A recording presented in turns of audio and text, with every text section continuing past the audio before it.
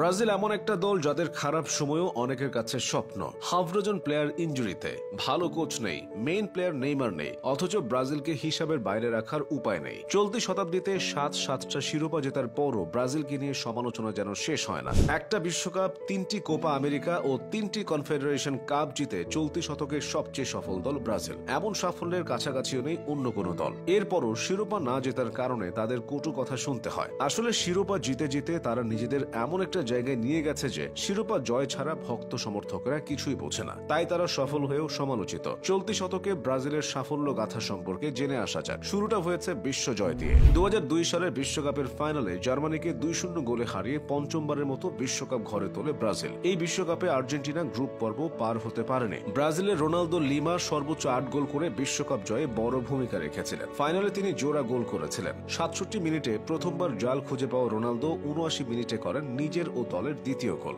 ব্যাস, হাতে চলে আসে পঞ্চম বিশ্বকাপ। বিশ্বজয়ের 2 বছর পর কোপা আমেরিকার শিরোপা ঘরে তোলে সাম্বার দেশ ব্রাজিল। 2004 সালের কোপা আমেরিকার ফাইনালে আর্জেন্টিনাকে হারানোর মাধ্যমে ব্রাজিলের শিরোপা জয় অব্যাহত থাকে। এই আসরে ব্রাজিল 26 ম্যাচে 78 গোল করেছিল, যাকে অবিশ্বাস্য বললেও কম হবে। এরপর 2007 সালে আবারও কোপা আমেরিকার ফাইনালে মুখোমুখি হয় ব্রাজিল আর্জেন্টিনা। এবারও ব্রাজিলের কাছে ধরাশয়ী হয় আর্জেন্টিনা। এই আসরের সেরা উদীয়মান খেলোয়াড় ছিলেন লিওনেল মেসি, আর সর্বোচ্চ গোলদাতা ছিলেন ব্রাজিলের রবিনহো। পরের কোপা আমেরিকা জিততে ব্রাজিলের 12 বছর লেগে যায়। 2019 সালে সর্বশেষ কোপা আমেরিকার শিরোপা ঘরে তুলেছে ব্রাজিল। সেবার আর্জেন্টিনাকে 2-0 গোলে হারিয়ে ফাইনালে উঠেছিল দানি আলভেজের দল। ফাইনালে তারা পেরুকে 3-1 গোলে হারিয়ে উল্লাসে মেতেছিল। এছাড়া 2005, 2009 ও 2013 সালে ব্রাজিল কনফেডারেশন কাপ জিতেছে। শুধু দলগত সাফল্যই না, ব্রাজিলের তারকা খেলোয়াড়রা ব্যক্তিগত সাফল্য ভেসেছে। একবিংশ শতাব্দীতে ব্রাজিলের হয়ে বেশ কিছু ফুটবলার অন্য পর্যায়ের খ্যাতি পেয়েছেন। Roberto Carlos, Ronaldo lima, Ronaldinho, Ricardo কাকা এবং নেইমার জুনিয়ররা মুগ্ধ করেছেন। 5টা বিশ্বকাপ দেখে নয়,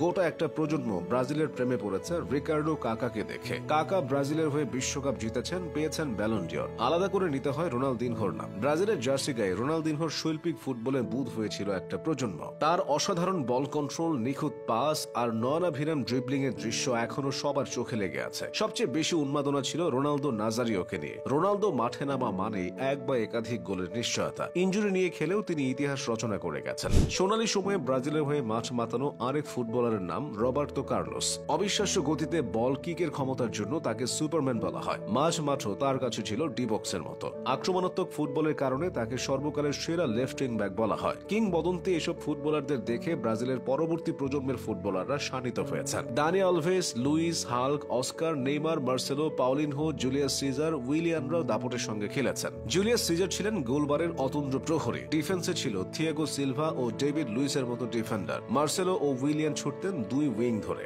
আক্রমণে অস্কার ও হাল্কের সঙ্গে ছিল নেইমার। তাদের অবসরের পরও ব্রাজিলের তারকা খেলোয়াড়ের অভাব হয়নি। কুতিনহো ও ফিরমিনোর মতো মিডফিল্ডার এসেছে, গ্যাব্রিয়েল জেসুসের মতো ফরওয়ার্ড এসেছে। তবে তারা দীর্ঘমেয়াদে আলো ছড়াতে পারেননি। ইনজুরির কারণে নেইমার নিভু নিভু করে জ্বলেছে। ব্রাজিলের সবচেয়ে বড় ক্ষতিটা এখানেই হয়েছে। তবুও 2019 সালে নেইমারকে ছাড়াই তারা কোপা আমেরিকা জিতেছে। এই সময়টায় কুতিনহো, ফিরমিনো, জেসুসরা সেরা সময় পার করেছে। এরপরে হারিয়ে যাওয়ার শুরু। তবে ঘুরে দাঁড়ানোর নজির ব্রাজিল বহুবার দেখিয়েছে। ভক্তদের প্রত্যাশা ব্রাজিল হয়ে উঠবে আগের মতোই অপ্রতিরোধ্য।